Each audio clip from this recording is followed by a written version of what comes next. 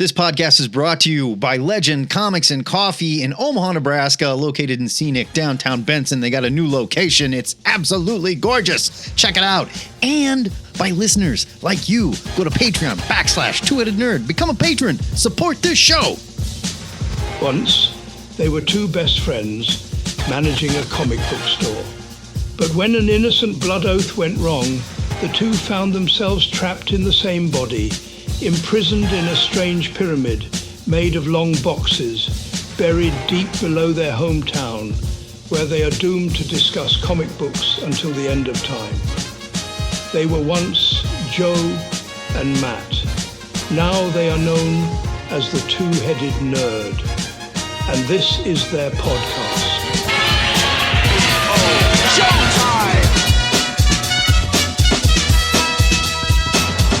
Broadcasting from the comic book Ziggurat at Omaha, in caverns deep below the metro area. It is not burned to the ground. Good news. It's technical issues. Everything is working accordingly for now. So for now, no sudden movements. We reserve the right to have quote unquote technical issues in the future. It is our pleasure to welcome you to episode 773 of the Two-Headed Nerd Comic Book Podcast. I'm your head number one. My name is Matt Baum. Joe Patrick. Graham Nolan might think Absolute Bane is too swole, but I would counter with, is there such a thing as too swole? I'm the internet's Joe Patrick, your head number two, and I can show you some old Stephen Platt art that is proof of too swole. Okay, that's fair. That dude, yeah. That's fair. It's time for another new comic show where we'll review 8 new comics from the last 2 weeks. After that, we'll set you up with our must-read picks for next week. Hope you've been hitting the gym, nerds, because you're going to need some serious muscle for this one.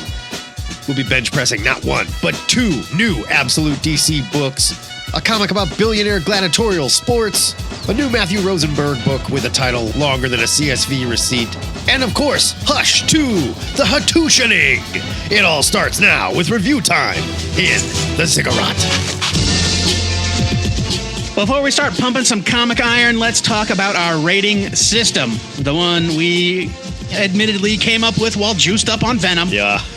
Each comic we review is rated using our 3-point scale of buy it, skim it, or leave it. Then, we pick the best comic we reviewed to enter the THN Permanent Collection, and I can tell you right now, it's going to be a game time decision because I went all the way back through our reviews and I'm like, I'm not sure which one of these two it's going to be. Yeah, this one's tough. Our synthezoid assistant, Macho, posts our written reviews on twoheadednerd.com every week, but we only rap about them on the new comic show right here twice a month. Macho, add a couple of plates to this bench press and fetch our review comics. As you wish, Sir Joe, although I should probably spot you. Once again, Sir Matt did not warm up properly. Here are your review comics from the week of Wednesday, March 26th. We begin with We're Taking Everyone Down With Us, number 1. And if you'd like to hear my full interview with writer Matthew Rosenberg, check out THN episode 769. It was a good time. Did I mention this is from Image Comics and it was written by Matthew Rosenberg? It's got art by Stefano Landini, colors by Roman Titov, letters by Hassan Otsmani-Lau. It's 40 pages for $3.99. That is a very reasonable price, and there will be some other books that we're going to talk about later that are not reasonably priced, but we'll get there. So. No.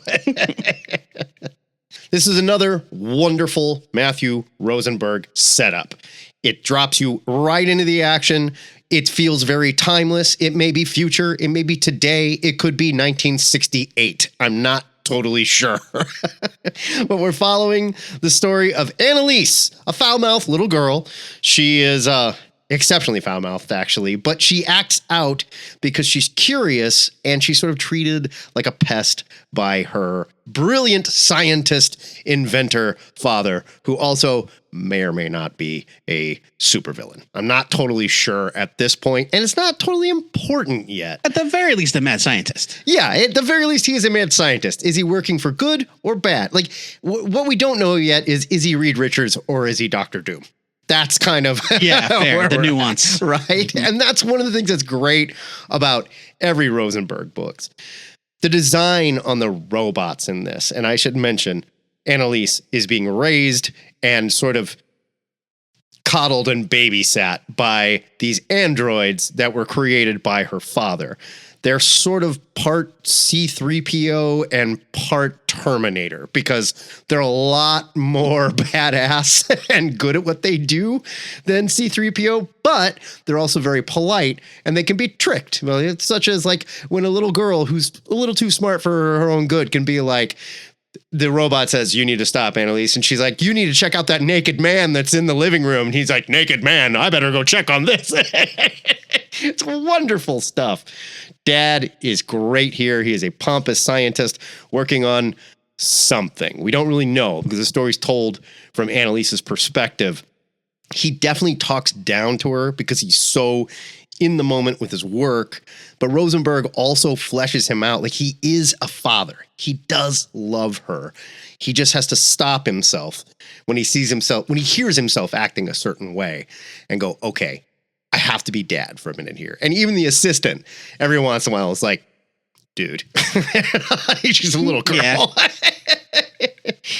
The story quickly jumps from fun little girl having a good time to very serious stakes as Annalise starts to realize that her dad's work may not be the boring, stupid science she thinks it is. Things quickly spin out of control from there. And then, like I said, it's not clear who any of the good guys are. What is clear, there is some fantastic character work here with just incredible dialogue. Really nice, dark humor. This gave me so many vibes to like 1970s sci-fi TV shows, like some of the best of the 1970s sci-fi TV shows, that is. I brought up The Prisoner in my interview, and Rosenberg was like, you know what? I didn't even think about that, but yes, I'm a huge fan of The Prisoner. That's not a brag or anything, maybe a humble brag. I'm giving this a huge buy it. This is just another win from a guy that works so well in his own sandbox. Now, he's written some Marvel stuff that I've really liked as well, but I get a lot more excited when he has a new Image book coming out. This is a massive buy it. Okay, well, I'm not as convinced that this guy might be a good guy as you are. I think he's definitely a supervillain. I think he's definitely questionable, but he may be doing stuff for the right reasons. We don't know. I don't think it's questionable, but you read the book and judge it for yourself. I'm sure time will tell. But everything else, yeah, I totally agree with. The art is fantastic. Annalise is a lot of fun to read about. The androids, they somehow have personality, even though they're all the same. I mean, I don't know. It's funny how creators can make that happen. But they're programmed with a very polite, kind of C-3PO type personality. Well, not just that, but I mean, like, she hits one with a rock and it cusses at her. Yeah, no, that's true. Yeah, like, it's like, God damn it, Annalise. It's more than just that. Yeah, I think it's her dad. I think her father put maybe his personality into the robots. Sure. This is a buy it for me. It's very good.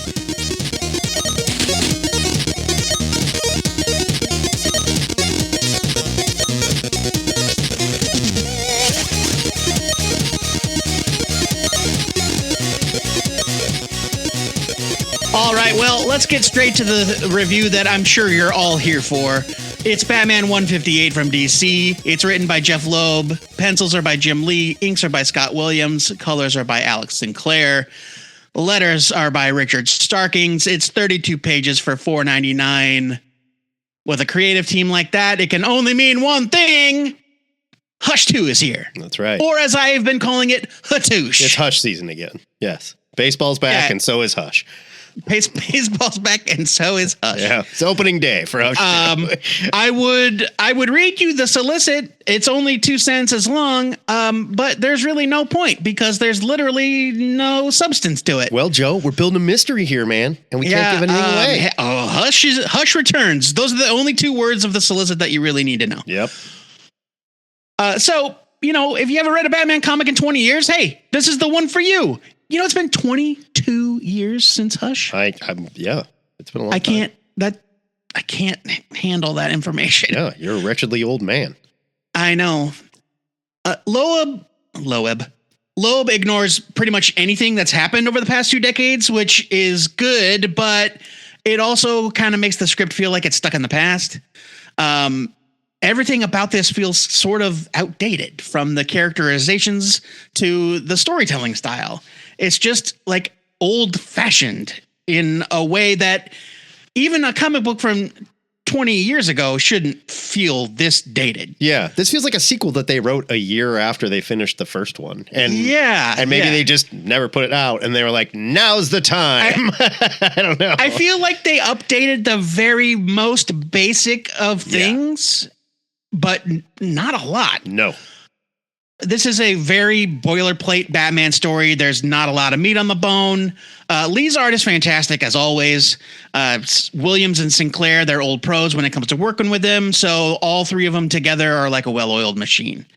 I loved seeing Batman in the yellow oval suit for 5 minutes. That was a fun little diversion. Sure. And I'll give Lee, he's not overdrawing Batman. He's chilling out. And he's just kind of drawing Batman. He's not covered in lines and detail.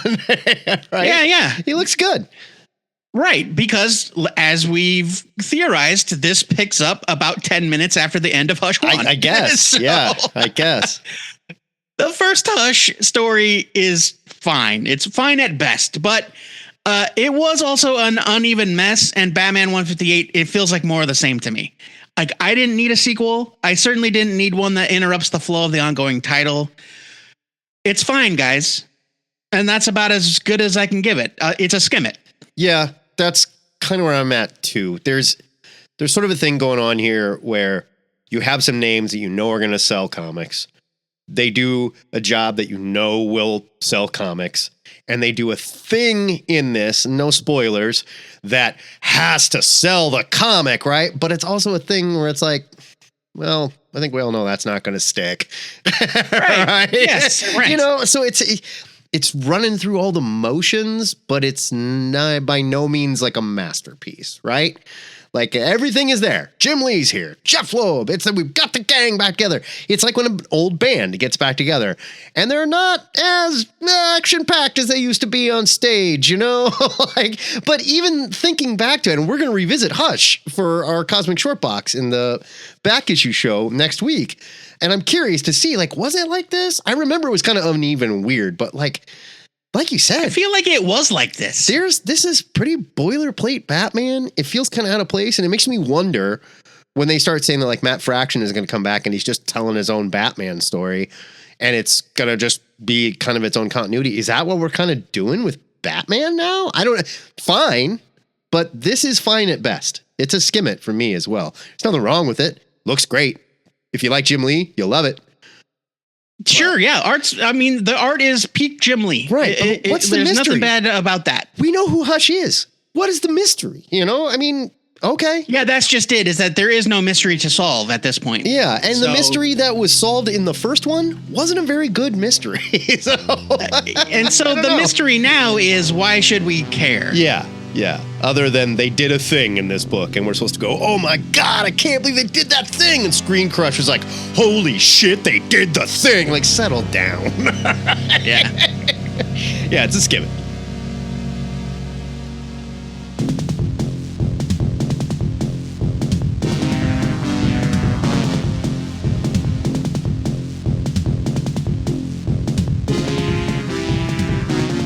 The first of our Absolute DC coverage goes to Absolute Martian Manhunter, #1 from DC. It's written by Deniz Camp, with a Z, mind you. Art and cover by Javier Rodríguez, also with a Z. Letters by Hassan Asmani Lau, no Z in there. 36 pages for $4.99. Here's your solicit. Deniz Camp and Javier Rodríguez transform the Absolute Universe. Beyond Mars, beyond physical form, beyond human.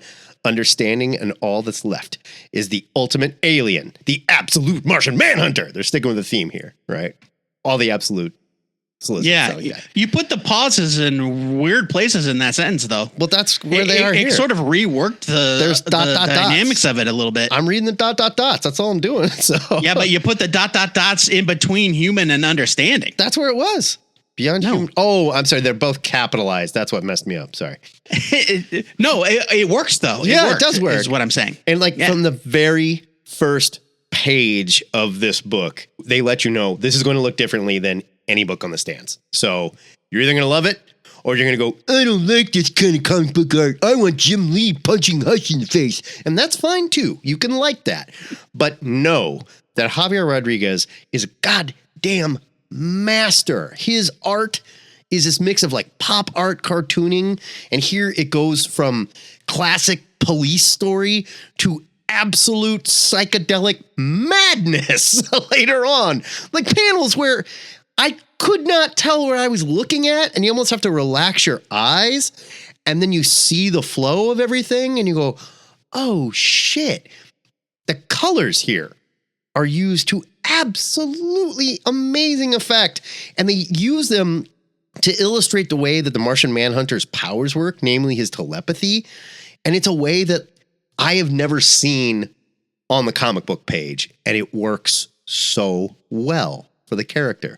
Because otherwise, you just have John Jones standing there going, I'm sensing something with his fingers on his temple to let you know my brain is working, right? Like there isn't a lot other than drawing Phoenix, or Jean Grey with, a pink flash around her head as she's pointing at someone. It's really hard to draw telepathy. This is brilliant the way they do it. The design on this book too. It's just like the other Absolute books. Each one has a feel and a design to it that stands out for that book.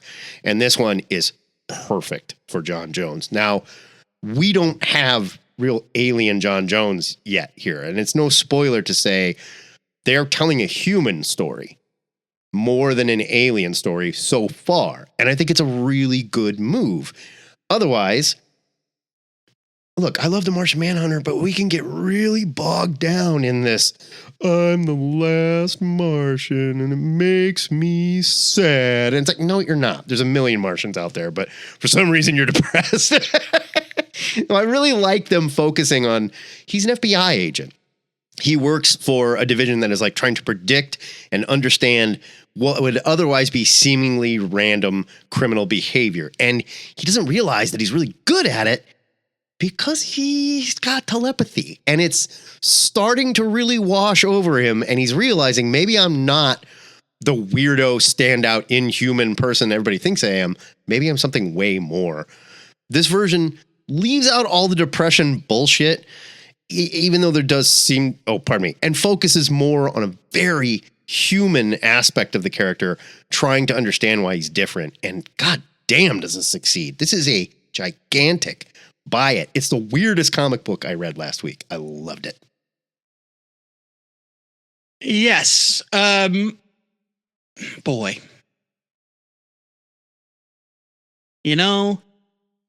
Until now, I had myself convinced of one thing, and now I realized that that would be a complete departure from the character altogether. What I assumed all the way up until this moment is that John Jones was real. I don't know. And that now the Martian Manhunter is in his mind. And I was like, oh, that's a different and interesting take. But now that you've said all that stuff out loud, I'm thinking to myself, oh, shit, that dude's just been pretending to be a human being for... Well, we don't know. I think you can go either way. And he's just now waking up. Yeah, like you can go either way right now. He's either in touch with some consciousness that keeps saying, and you'll notice the consciousness, and this is not a spoiler, and I'm not going to spoil anything, but you'll notice when it speaks to him, it says, we. Well, sure. We. And so it's like, but we're used to that kind of thing with like Venom. No, I know, but I think any character that's two minds. I think that's insinuating there's two people here. John Jones and J''ONN, J''ONNZ, but, right? Maybe. But we don't know. We don't know yet. I don't know, man. I still don't know. I don't know. What I do know is that this book was probably the greatest thing that came out last week. Yeah. And if we had done a show, it would have been our pick of the week. Easy. It's a huge buy it. It's awesome. Yeah, just fantastic. Excellent work on a character that is so hard to sell books for, by the way. Oh, and this is also not a spoiler, but props to Camp and Rodríguez for using the medium of comics in a way that just doesn't happen these days. There's something that you can do with the print version of the comic that you can only do with the print version of the comic. Yes. And it's incredible. It's the coolest, stupid little trick that I was like, God damn it. I looked at the digital version. I was like, I have to go to the store and look at the print version. Yeah. That also pushes my theory why I think there is two of them. Be that thing that it does. I was like, oh, I don't know, man. I don't know. I don't know.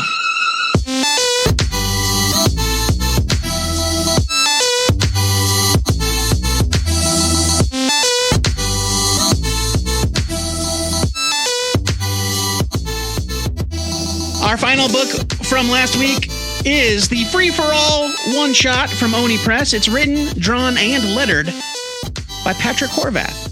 It's everything by Patrick Horvath. He's a one-man Army Corps. That's just what he does. Yeah, right? he's a one-man electrical band. Yeah, he's an OMAC. Yes. Yeah. He also did the cover, obviously. It's 56 pages for $7.99, which is also a reasonable amount of pages for a price.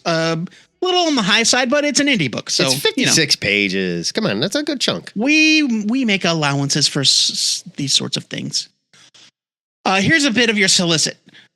From Eisner Award nominated writer-artist Patrick Horvath, who we yelled about all of the end of last year for Beneath the Trees Where Nobody Sees, comes a 56-page self-contained one-shot that delivers a brutal new vision of capitalism by combat. In the future, the World Finance League exists to benefit all, randomly choosing those from among the billionaires and trillionaires of the world and presenting them with a choice. Either donate half of their assets to the common good or defend them in ritual combat. I'm ready for this to start today. I mean, yeah, You know hey. what? And I want to watch it. And I'm going to cheer. The solicit goes on to explain everything about the book, but you know what? Just kind of let it wash over you. Going back, though, to what I said at the beginning, you know that after Beneath the Trees Where Nobody Sees, any project from Patrick Horvath was probably going to get an instant buy it. At the very least, we were going to read it for sure. But this project was actually finished before Beneath the Trees, around the time of the pandemic, it said. He had this idea and he just worked on it. And then the pandemic happened. And then he got this other idea. And now he's finally come back to it, finished it up, cleaned it up, and put it out. I think he's also hit a point where they're like, whatever you got, man, we'll take it. Sure. Yeah, exactly. Right. Exactly. He's that good.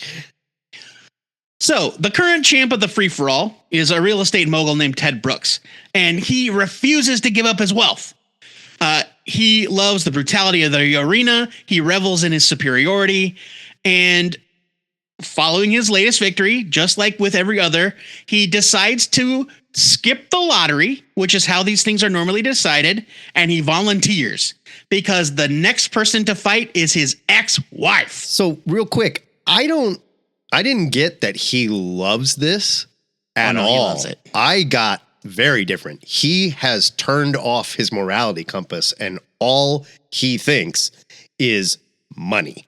That is the only important thing. Oh, well, yeah. And I guess I will pretend to be a showman. Potato, I will guess. pretend to love someone. I will pretend to do whatever it takes. But he is stoic, no emotion, always. And there's one particular scene that I think really drives it home, where he's meditating. And I'm not going to go into what happens, but it's chilling. All right. Yeah, I think you can read into it a couple of different ways, but one thing is for sure, he's absolutely willing and, in fact, insists on murdering people to hoard his wealth. Yeah, he's a sociopath. He's just, all that's important is his money.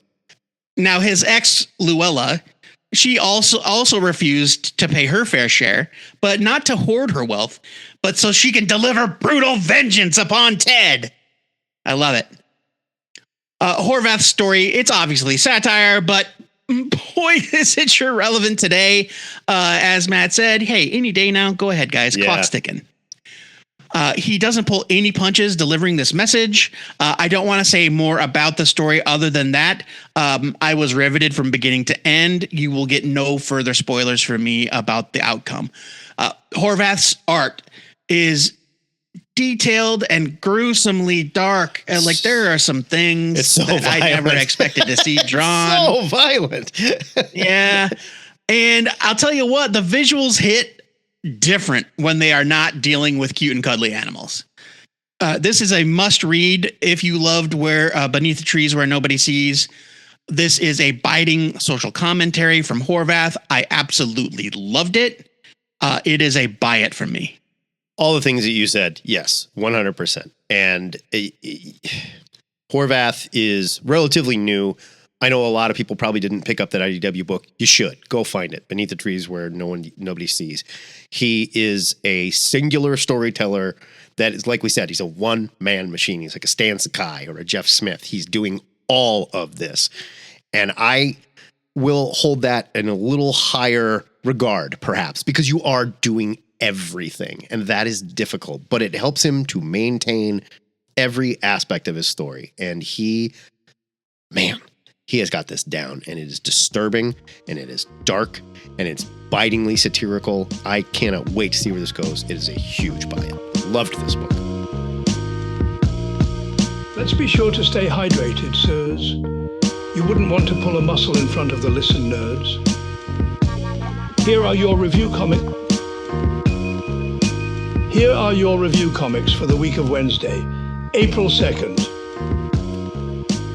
Now that we pissed off all our billionaire listeners, let's get back to superhero stuff. Talk about Daredevil, Cold Day in Hell, #1 of 3. And our billionaire listeners, they could donate more. I'm just saying. If they want us to talk nice about them, donate more. We'll say nice shit. This is from Marvel. It's written by Charles Soule and Steve McNiven. They came up with it together. Art, main cover, and colors by Steve McNiven. The letters are by Clayton Cowles. It's 40 pages for $6.99, Marvel. That's a bit steep. I mean, is it printed on vibranium? I don't know. And it's only a 3-issue mini. So when it's a trade, I mean, like, how much is this going to cost? I have to ask. 120-page trade. Yeah, I don't know. Yeah. Here's your solicit. Hell gone cold! After a horrific series of events, the world is in shambles. Matt Murdock is old, and his powers have faded to nothing. Matt will not, however, sit by and watch his fellow New Yorkers suffer, so instead of swinging around the city from his billy club line, he slings soup at a food center for the poor. Of course, that doesn't last long, because we're in another old man whatever, or the final whatever, Sure. But not old man whatever. Like, Marvel's not doing that anymore. This is not old man Daredevil. Don't call it that. I thought this was Daredevil Reign. This is where my brain went. Oh, okay. I was more of like the old man or the last whatever story was where my brain was. Yeah, this is Spider-Man Reign, but for Daredevil. That's where my brain went. So, I mean, potato. It's the same diff. You get it. McNiven and Soule have been sitting on this for a very long time, though. Again, this is another pre-pandemic story that they just never finished, and they decided now was the time. McNiven, man, look, he's been great on the Image stuff that he does, and he's just a great artist. But I really missed him doing Marvel stuff, even if it is hard to recognize Marvel stuff because it's future and everything is, New York's in shambles. It's dirty. Matt Murdock is very old, but God, I love this guy. He draws Hell Kitchen like it got old with Matt, right? This is it's a great setup for the story. The city looks just in shambles. Something awful has happened. There's a war, and they keep blaming, like, people keep saying, like, those damn DBs, DEEBEES, and I have no idea what they're talking about. I guarantee I guarantee you that it's DB, but I don't know what DB stands for. Yeah, no, that's what I'm saying. Well, yeah, the way they say it, like those damn DBs, like they're... Yeah, they say it like it's one word, but I guarantee you it's it's like an abbreviation acronym. For D and B. Yes, DB. obviously. Yeah. I just don't know what the hell it is, and they're not told Dave and here. Buster's. But it's also not important. Like, what's important is the story of Matt aging and dealing with the fact that he lost his powers, right? Now, of course, we have an obligatory Dark Knight Returns moment where he gets jumped by thugs that he would have normally been able to kick their ass. And then later in the story, we get to see that his powers do come back, and it's very clever the way that they do it. I'm not going to spoil it, but you might be able to guess. McNiven is so good here. He draws Daredevil, old man Daredevil, sort of relearning to move the way that he used to move. And he's talking to himself in the script like, come on, Matt, you remember, dance through this, dance through the fight, dance through the rubble. And I never really thought about that, but yeah, that's how Daredevil moves. Like he's dance fighting, kind of like you're watching a martial arts movie. Yeah. Yeah, there's just an excellent sequence where Matt, he's got his powers back and he's feeling it and he's running on top of the buildings and he's chasing a truck and he says to himself, all right, you got this. Dive off, do the thing, extend the billy club, swing, and he reaches to grab it and it's not there. And he has to slam on the brakes and like grab onto the edge of a building and he's just hanging there looking at it, realizing like, I gotta slow down. I am an old man. This story is super dark. It gives you some peeks at some characters that are also very old, some of which are in absolutely nightmarish situations, but it delivered. It delivered on that obligatory Dark Knight Returns feeling. They set it up really well. I'm excited for Cold Day in Hell #2 to see what's going on here. We've been hit or miss with Soule and some of his Daredevil stuff. This was great. I love it. I'm giving it a buy it. Yeah, I thought this was phenomenal. I loved every page. And it's exactly like you said, like we are kind of lukewarm on Soule's run on Daredevil. Yeah. But this as a self-contained project, it's so good and so fully realized. And, you know, and it helps that, you know, these guys have been working on it for so long. And so, you know, that the story is already done. It's already plotted all the way to conclusion. And it's short, 3 issues and done. And so there's none of that time where storylines or creative runs can get kind of lost in the weeds. Yeah. It's fully realized already. It's only a matter of the printed pages coming out. And it was outstanding, you guys. McNiven is an incredible talent. Yeah. And I know that he's not fast, and there are all kinds of jokes about that were old back when Old Man Logan was still coming out. I don't care. But this book was exceptionally drawn by McNiven, and there's a bunch of process stuff in the back too that I loved. Like if you're an art guy like me, it's fantastic to see how the pages took shape and how McNiven plotted them out and planned them and thumbnailed them and everything. Yeah, it's amazing. I didn't realize we hadn't seen this guy at Marvel since 2018. The Return of Wolverine #5 was the last time we saw him. He was on. He bookended that one. He did issue 1 and issue 5. That's the last time, it was him and Soule. Yeah, it's crazy. But I mean, he's been doing his own stuff. Sure, it's just not at Marvel. Yeah, it's just not at Marvel. But yeah, this is a huge buy it. I really, really loved it. You do not need to go back and read The Return of Wolverine. Don't worry about it. Right. And also, you don't really need to go back and read any old Daredevil runs. You know who Daredevil is. You know who some of these major characters are. You're good to go. That said, looking back at that Soule run, yeah, there was some of it I didn't care for. There was a lot of good Daredevil stuff in there, too. Well, I will tell you what, on the strength of this issue, I am planning on going back and reading it. All in all, I'm going to say that Soule run was good. It had some things we didn't love, but I don't know. Altogether, better than good run. Better than Diggles. Yep. So there's that.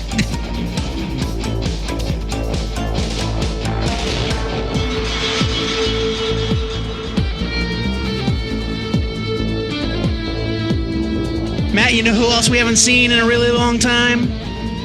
Resurrection Man. He ain't dead. He's Resurrection Man. I know. He hasn't been seen since I don't know, the New 52, like 10 years ago. Am I insane, or did they try to bring him into the DCU at some point? Like regular? He's always been in the DCU. Okay, but he was Vertigo for a while too. Nope. He was always in the DCU. Maybe I'm just thinking of Kid Eternity or something weird. You are, this is, all right. He was always part of the DCU. Okay. This is Resurrection Man Quantum Karma #1 from DC Comics Black Label. It's written by Ram V with art by Anand RK and Butch Geis. One precious, lovely page from Butch Geis, and that's fine. I'll take it. Yeah. Cover is by Jeph Decal. I'm sorry, Jeph. I don't know how to pronounce your name. There's like an accent over the E, and I'm not sure how you pronounce that. Decal. I don't know. I'm just going for it. I kind of doubt that, but all right. It's 32 pages for $4.99, which is a reasonable price for a modern comic, but I'm going to touch on that a little bit because I found it kind of unexpected. Here is a bit of the solicit. Mitch Shelley, the Resurrection Man, has led thousands of lives. And with each unexpected death and resurrection comes a new superpower. But after living a life to its natural conclusion, Mitch Shelley is awoken by a new purpose and power, saving the universe. I was a huge fan of Resurrection Man back in the 90s.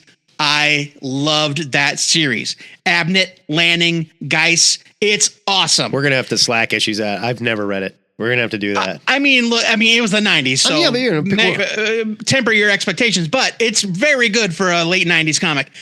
And I know that it's a favorite of a lot of pros as well.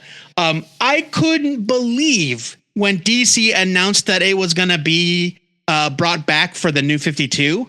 So one resurrection was wild enough, let alone giving it a third lease on life with Black Label. But people fucking love Resurrection. You're really going to put money on the fact that Resurrection Man doesn't get resurrected? Like, what is wrong with you, dude? I'm just...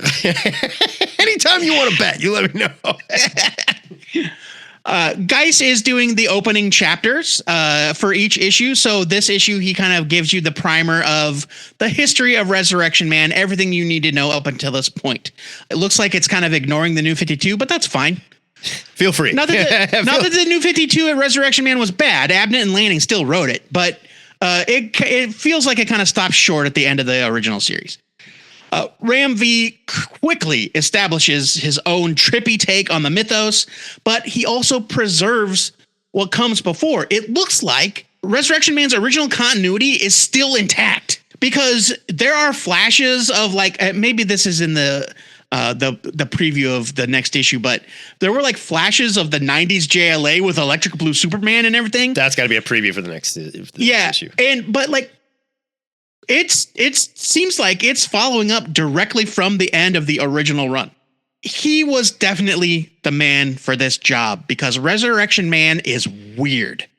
His whole history is weird. His origin is rooted in weird 90s nanotech bullshit.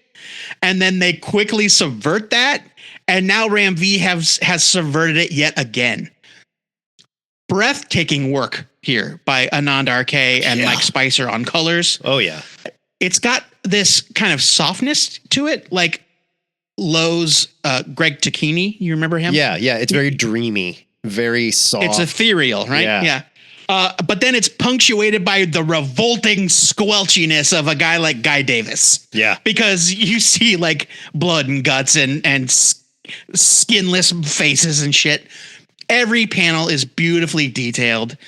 The page where we see Mitch's powers blaze back to life is absolutely stunning. Yeah. I stopped and went, wow. Oh, and that's why I think this is why I thought it was from the original run, because they talk about how Hitler was using the Spear of Destiny to keep the superheroes out of World War II or out of Germany.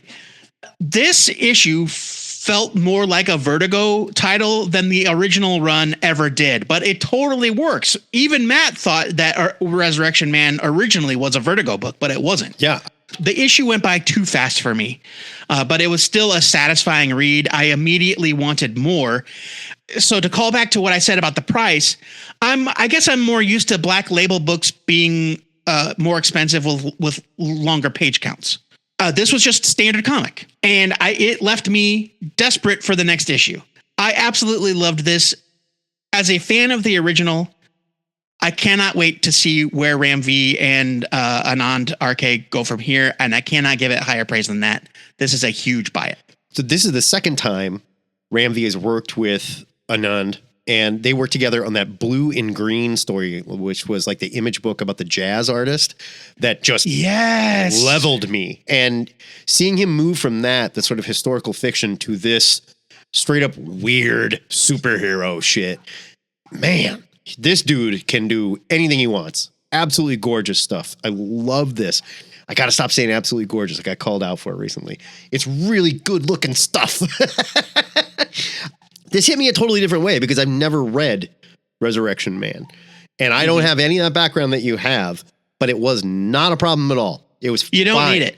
Yeah, you don't need it here. And I think Ram V is really good at that. And it made me want to go back and read some of his detective stuff because I feel like a lot of people were like, oh, it's too much of this and it's too much of that. And I think he was doing very similar stuff to what he's doing here. Just when you do it with Batman, it's not necessarily the Batman story that some people want to read. It works really well for Resurrection Man. I think that that's the sort of thing that we might appreciate more now that we can read it in one sitting. I think so. In one I go, think so. Instead of having to wait from month to month. But this was a masterful comic. I hope people buy this. That's the only thing that worries me about it. I hope people buy it because I want to read more of this. Why it's Black Label? I guess because it's really violent. Whatever. He may or may not be back in the DCU. Who knows? It's a great story. Buy it.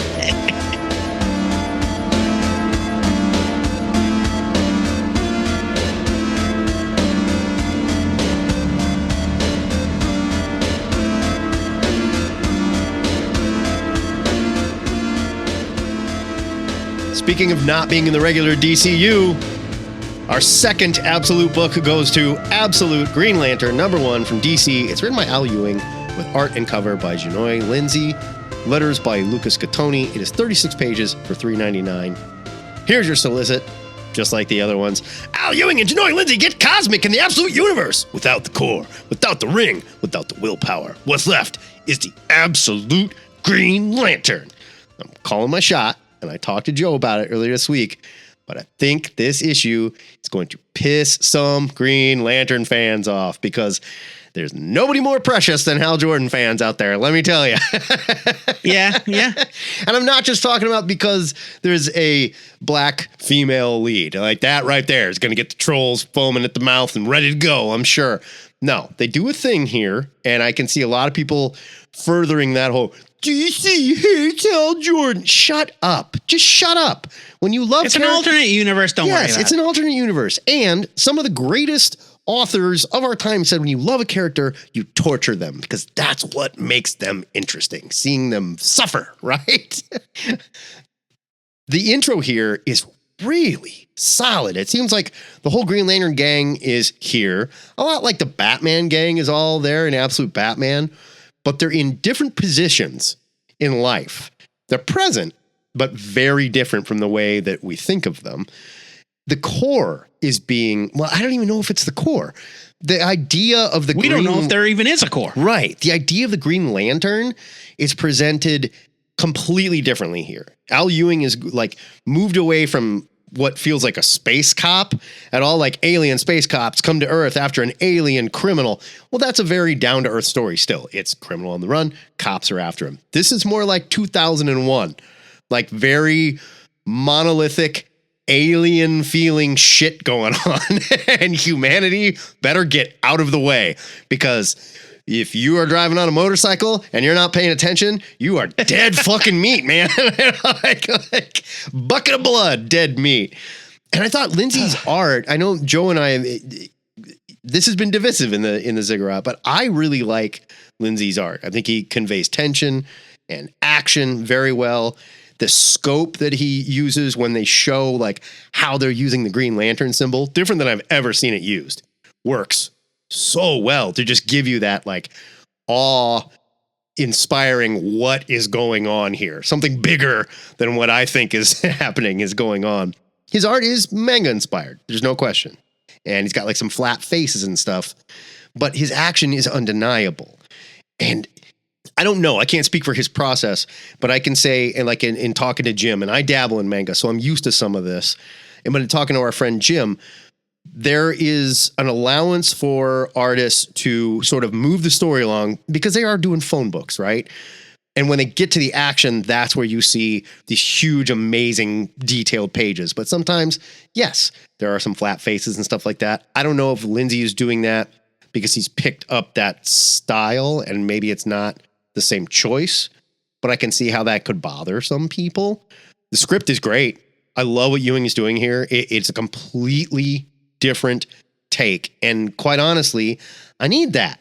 Green Lantern has not felt like a sci-fi book for a long time. Does it take place in space? Sure. But the story is, like I said, it's like a cop going after a bad guy or a revenge story or a love story. You know, like it hasn't felt really alien and weird in a long time. I'm giving this a buy it. I like where this is starting. I like where this is going. I did not see what was coming either. And they give you all the clues. When you finally see it, you go, oh, okay. I really liked that. I didn't see it coming either, and I thought it was an excellent way to kind of subvert your typical Green Lantern mythos, just like with Batman, like we've said, and with Superman and with Wonder Woman, where it's just like right off the names are there. Yeah. But that's it. The names are there. Yeah, he yanks the carpet. Not in the way you expect them to be. Yanks the rug out from under you right from the beginning. Yeah. Genoy Lindsay is from Canada. So, okay. I mean, he's certainly manga inspired, but I don't know that he has a history of drawing for manga. No. I wasn't saying that at all. I just think he was manga inspired and he picked up some of those things. So let me get that out of the way first, since I digress a little bit. I think that he's very talented. It's just not really my cup of tea. Sure. And so, and that's fine. You know, this hit a little less strongly for me because of that, but I still think it's very good. I think that the way Al Ewing kind of recasts the Green Lantern supporting characters is interesting. We don't really know much about where they're all at. Like, we know small things here and there. We know they're not wearing they all green. Kind of know each other. We know they're not wearing green onesies. We know that they're not wearing green onesies. Exactly. Yeah. And so, just like all of the other Absolute books, this issue does some unexpected things with familiar concepts in a very fun and inventive way. And that is a buy it from me. Like, this particular artist is not necessarily an artist that I gravitate towards, but that doesn't mean it's not very, very well done. It does not mean that you won't like it. I've had criticisms of his art before and stuff we've looked at. I think he has improved. I think he's really improved. Sure. Yeah. This is a buy it. It like, I recognize the skill with which this was executed. It's a good comic book. I'll definitely be back for more. Mr. Bottom Massage Machine, go. What the hell? Bottom Massage. G.I. Joe! Matt, did you know that there is not one, but two G.I. Joe ongoing titles at Image Comics /Skybound? I just caught up on the Williamson G.I. Joe and loved it so much. I was so excited. Like, oh, cool, Beachhead book. Oh, wait a minute. They haven't introduced Beachhead yet. Oh, yeah. There's like 370 issues of this A Real American Hero book as well. Totally forgot. And now you know. Knowing is half the battle. And that's when you say, knowing is half the battle. I just said it. It's G.I. Joe, A Real American Hero, Beachhead. It's a one-shot from, as I said, Image Comics /Skybound. This is written and penciled by Phil Hester. Inks are by Travis Heimel. Colors are by Lee Loffridge. Phil does the cover as well. It's gorgeous. It's 32 pages for $3.99. I'm going to go ahead and read the whole solicit. It's short and sweet. And it will help set up the whole premise of the you kind of need it. You kind of need it. Yeah. Superstar creators present unforgettable all-new G.I. Joe Silent Missions. This is the first in a series of, I believe, 5 one-shots with no written dialogue. Next up, we get Jinx, I believe. So Jinx is next, yes. And here's why we're doing that. The face of comic books changed forever when G.I. Joe, A Real American Hero number 21 introduced fans to the quote-unquote silent interlude, an action-packed story with no dialogue. Now, in a standalone silent issue from Phil Hester, who you know and love from books like Green Arrow, fan favorite Beachhead is trapped in a DMZ and hunted by the forces of Cobra. But can Beachhead save himself and the war orphans he's vowed to protect? So the silent interlude issue of G.I. Joe, obviously a classic. It introduced Storm Shadow to the G.I. Joe run. It's the one all the nerdy bros of a certain age go gaga for. Other publishers, most notably Marvel again, have tried to replicate its success to wildly varying levels of quality. For example, see the Nuff Said month from the early 2000s, where Marvel put out 30 comics, all with no dialogue. It makes total sense for the OG title to come back here and show us all how it's done. Phil Hester, one of the absolute best in the biz, a fan favorite and a favorite in our hearts here at the Ziggurat. If anyone has the storytelling chops to tell a completely silent story, it's him. I had no worries about that. And naturally, he does a phenomenal job. There is more story packed in these 20-something pages than there is in a lot of fully scripted comic books that you will read this week or in any week. Beachhead is my favorite Joe of all time. Really? Full stop. He's cool as hell. True story. He's cool as hell. So having him as the star of this issue is just like a cherry on top of the sundae. Watching a physically broken Beachhead absolutely wreck an entire platoon of Cobra troops is very satisfying. And of course, Phil's art throughout the entire thing is absolutely incredible. Travis Heimel, he's not an inker I recognize. He's certainly not one of Hester's regulars as far as I know, but his work is very good here. And Lee Loffridge's colors are also a very good fit for Phil's very ink-heavy, shadow-heavy line art. I loved this a lot, and I'm really looking forward to the rest of the Silent Missions issues. I'm giving this a buy it. This was really fun. It is great. And it's a fun look back at that experiment. And in the back matter, they tell the story of how the old school Silent Mission issue came to fruition. And it was not, hey, we've got an artistic challenge for you. Let's see what you got. They're like, this comic book is super late and we don't have time to put the words in it. Let's just put it out. That's what happened. Yeah. But that also tells you like the weight of the art that was in that issue. It tells the entire story. You're never lost watching Snake Eyes run through that issue. It's incredible.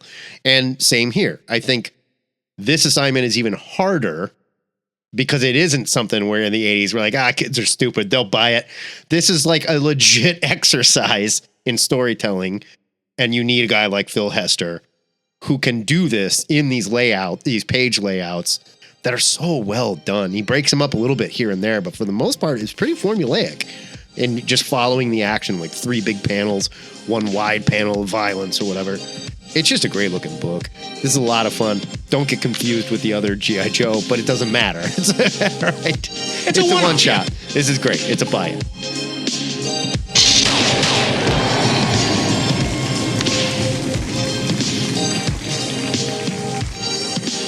We want to know what you think about these comics and our reviews over on our Discord, where we talk about new comic books every single Wednesday. Our written reviews are already up for you to check them out and discuss in our new comics channel. Before we hit the showers, we need to pick one of these comics to enter the THN Permanent Collection. Matt, I'm going to let you go first because I am still deciding. I think it has to be Absolute Martian Manhunter. But like that free-for-all one-shot was just so good and incredible. I love Horvath. My only problem with it is like, there's no more. It's a one-shot. Come on. I want to see more of this world. God damn it. What a great story. But I just can't deny what they did on that book to a character that, like, do I love the Martian Manhunter? Yeah. Do I want to buy a monthly Martian Manhunter book? Probably not. Do I have to buy this one? Fuck yes. I have no choice. This book is incredible. Yeah, it's got to be our Absolute Martian Manhunter. I think between this and my pick, which is going to be Resurrection Man, Quantum Karma #1, I don't think that there's a bad pick. I don't think that there's a wrong pick, rather. And I'm going to give it to Resurrection Man just because of my own personal affinity for that character. Sure. It's an amazing book. On any other week, that Absolute Martian Manhunter book would absolutely be the pick. Any of these books would be, maybe besides Batman, but all the rest. Well, that's true. Yeah, you're right. I was just so thrilled with Resurrection Man. Ram V continues to be one of, if not the most intelligent writers in comics. And he does it in a way that isn't like You have to read cold and clinical. It's just really well thought out, carefully considered storytelling. It's wonderful. And the art, good God. Before we shut this shit down, it is time to head to the THN Sanctum Sanctorum to make our must-read comic book picks for next Wednesday, April 9th. Joe Patrick, if you're buying one comic book next week, what does it have to be? You know how I hate how you phrase that. Well, that's what we're here to do, our must-read pick. This is the must-read pick. We normally have many must-read picks. We normally have many must-read picks, and it depends on the customer that I'm talking to, but the book I'm most excited to read next week is Amazing Spider-Man #1 from Marvel. It's written by Joe Kelly with art by Pepe Larraz and John Romita Jr. It's 40 pages for $5.99, which is fucking pushing it, you guys, but I'll allow it. I didn't love the 10 Deaths of Spider-Man storyline. It was okay. But my problems with that story had nothing to do with Joe Kelly's take on Peter Parker and his supporting cast. I liked it. I would like to hear, I mean, not now, we don't have to litigate, but I would like to hear your problems with it at some point. It's not that yeah, okay. Maybe the gang hang. A conversation for another time. Yeah, we'll talk about the gang hang or something. Kelly is still one of my favorite writers, and he is a great fit to write Pete's ongoing adventures. I was thrilled when they tapped him to do the relaunched book. I'm looking forward to the series refocusing on classic villains, and throwing a powerhouse artist like Pepe Larraz into the mix is just icing on the cake, man. Matt, what do you got for us next week? My pick for next week is Vatican City. #1 is from Dark Horse. It's written by Mark Miller.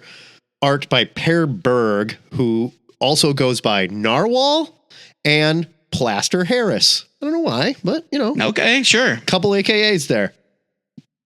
It's 40 pages for $3.99. What we have is spinning out of a subplot from the 3rd volume of Magic Order. And it was a subplot that was like too good not to flesh out. Basically. Is it the Magic Order or is it Bike Club? It is a Magic Order. Okay. Yeah. Basically, in this apocalyptic future, the world is overrun with vampires, and the only place that humanity is safe is inside Vatican City because there's a bunch of mystic religious weapons there protecting them from the vampires. And the ground itself is like hallowed ground they can't even step on. So Miller calls it Assault on Precinct 13 with vampires, which, whew, you're getting me there, buddy. That's a great John Carpenter film. I am down. I can't wait for this. It looks like a lot of fun. I haven't been 100% on Miller's creator-owned output. I'd say he's batting like a strong 270, not quite 300, right? When he hits though. He takes a yard. Baseball's back, Joe. I've been watching baseball all day, all right? Yeah, shut it down, will you? I love a compelling vampire comic. When you had post-apocalyptic vampire siege on the Vatican, I'm in. Let's go. This looks great. Per Berg is a very solid artist too. Yeah, I feel like I've seen that name before. But I just can't remember from where. The premise reminds me a tiny little bit about that one scene in the Union Jack Blood Hunt tie-in where one of the characters was like, "This is England. First thing I did was raid every museum I could get into. Yeah. Because this country is lousy with magic weapons." Excelsior! That is it for THN 773. If you dig our new comic show, check out our YouTube channel, all right? You don't even have to actually watch. Just let it play and give it a thumbs up. And hey, comment on it. Say whatever you want. Because if they see human comments, they go, oh, humans are watching this. And it's good for us. It gets sent to other people in their feeds, right? You can subscribe to all our shows there separately as well. We've got a back issue show. We're doing it next week. We got a gang hang. It got screwed up this week. That's on me. I was dusting and I accidentally turned up the gain on my board. Didn't notice because I'm an idiot. Or you can, of course, listen to these as podcasts anywhere you find podcasts. Also, be sure to like, subscribe, star, write us a review on your favorite podcast provider. Next week, the Back Issue Show returns for part 1 of our cosmic short box discussion of the original Batman Hush storyline. We're going to find out if it is meh. Maybe we'll love it. Yeah, who knows? Maybe we'll think the first half is awesome. Maybe it aged really well. We'll find out. Yeah. you need more THN before that, join us for the THN Gang Hang Saturdays at 11 o'clock Central Time. You can check out our Discord for details at twoheadednerd.com/Discord. THN is a listener-supported podcast. It wouldn't be possible without the generosity of donors like our man on the streets, Damon Chan, wandering Brooklyn right now, I'm sure. If you support the show like Damon, you can hear this week's extra where the Green Geeks are talking about the first appearance of Kyle Rayner. This is Green Lantern Volume 3? 51? Or Volume 2? Yeah, and not his first appearance, his first full issue as Green Lantern. As Green Lantern, yes. Green Lantern number 51. Yes. Yep, from 1994. It's a little extra that we had from our Emerald Twilight book, our Emerald Twilight experience. So tune in. You deserve it because you keep this show alive. If you want to be a patron, sign up at patreon.com/twoheadednerd. Before we go, our weekly shout out goes to Gam Daddy John Bunger. He made me call him that. And the boys at the Douglas and Dragons podcast who made their triumphant return after nearly a year. For those that haven't heard, Douglas and Dragons is a Pathfinder actual play podcast featuring a ton of our buddies. It is a great time.